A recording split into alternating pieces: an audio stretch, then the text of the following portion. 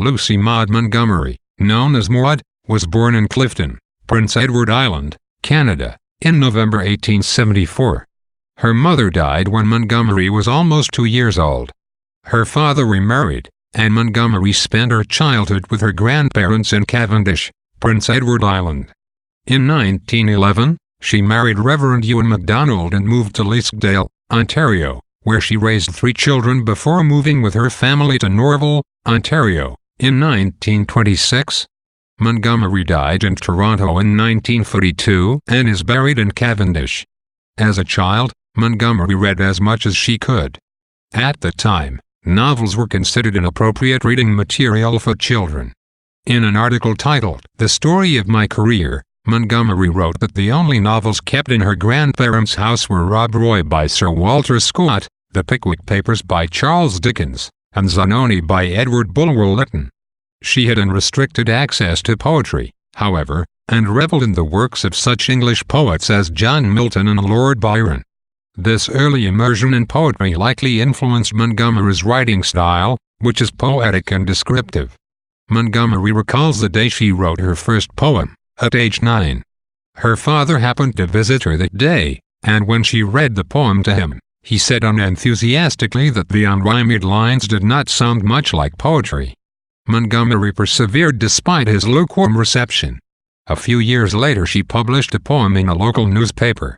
By the time she married at age 37, Montgomery had already established herself as an author.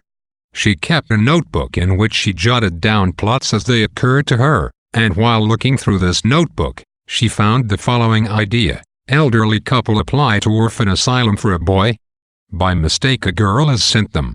From these fragments, Montgomery concocted her first novel, Anne of Green Gables, which was published in 1908.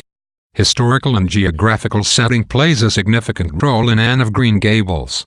Several times, characters voice their Canadian pride, often in ways that modern audiences might find old-fashioned or even offensive. Mrs. Rachel Lynde, the most politically inclined character, espouses the ideas of the Liberal Party, which argued for a decentralized Canadian government that would preserve autonomy in the Canadian provinces. She and Marilla Cuthbert voice their distrust of foreigners and Catholics. Apart from politics, geography influences the pastoral world in which Anne lives. Many of the places in the fictional town of Avonlea come from Montgomery's childhood in Cavendish. Montgomery loved the beauty of Prince Edward Island, and Anne, like her creator, has a passionate attachment to nature and finds comfort in the outdoors when her family life torments her. Anne of Green Gables marked the beginning of Montgomery's prolific writing career and the first in a succession of novels centered on young, adventurous female protagonists. After the success of Anne of Green Gables, Montgomery went on to write 7 more novels about Anne, following the protagonist through adulthood and motherhood. Several novels in the Anne series have been adapted and made into a successful television miniseries. Montgomery's work has been translated into several languages, and Montgomery museums, plays, and houses on Prince Edward Island draw international visitors.